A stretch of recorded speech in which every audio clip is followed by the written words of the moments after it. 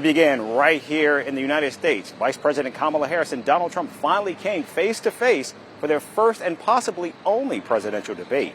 The showdown in Philadelphia began with an awkward handshake, but went rather smoothly thanks to the muted microphones. Kamala Harris and Donald Trump traded barbs for 90 minutes in a face-off that was light on policy, but heavy on personal attacks. The Republican presidential nominee tried to portray his Democratic opponent as a far-left candidate who would push for open border policies and confiscate people's guns. He even promoted false rumors about Haitian immigrants eating pet cats and dogs in Ohio. Meanwhile, Kamala Harris questioned Donald Trump's fitness for office and called him a disgrace. In fact, on several occasions, the vice president even appeared to be suppressing her laughter as Donald Trump struggled to stay on course throughout the debate. On the economy, the Democrat attacked Donald Trump's intention to impose high tariffs on foreign goods and labeled it a Trump sales tax.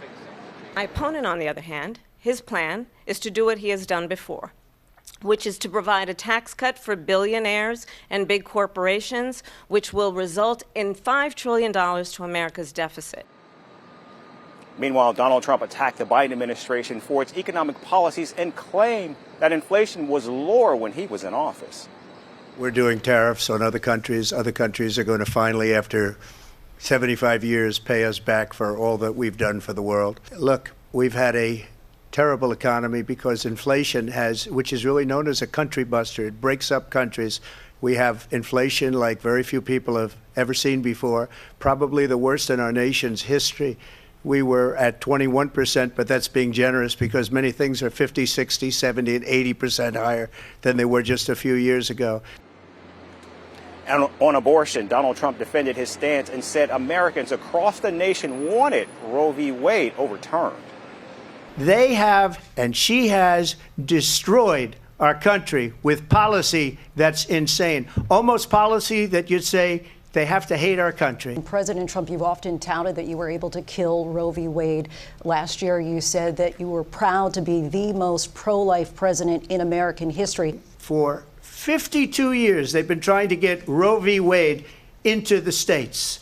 And through the genius and heart and strength of 6 Supreme Court justices, we were able to do that. Now, I believe in the exceptions for rape, incest, and life of the mother. I believe strongly in it. Ronald Reagan did also.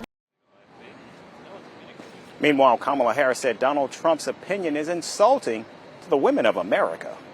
The majority of Americans believe in a woman's right to make decisions about her own body, and that is why in every state where this issue has been on the ballot, in red and blue states both, the people of America have voted for freedom. Vice President Harris, excuse me, I have you. to respond. Another lie. It's another lie. I have been a leader on IVF, which is fertilization. You should ask, will she allow abortion in the 8th month, 9th month, 7th month? Come on. Okay, would you do that? Why don't you ask her that question? Why don't you answer That's the problem. question? Would you because veto? Under Roe v. Wade, answer the question. Would you veto? Donald Trump also went after Kamala Harris on foreign policy, saying she hates Israel and doesn't want to stop the war in Gaza. He also said the vice president failed to negotiate with Ukrainian President Volodymyr Zelensky and Russia's Vladimir Putin before the war started. Now, in response, Kamala Harris said Putin would eat up Donald Trump for lunch. She sarcastically claimed the former president admires dictators and has exchanged love letters with North Korean leader Kim Jong-un. Now, soon after the debate concluded, Donald Trump declared himself the winner. Meanwhile, the Harris campaign was quick to propose a second debate between the two presidential candidates. Post-debate polls show that Kamala Harris turned in a better performance on stage than Donald Trump. Now, with the U.S. presidential election just 54 days away, it remains to be seen what impact the latest debate has on the millions of undecided voters in the United States.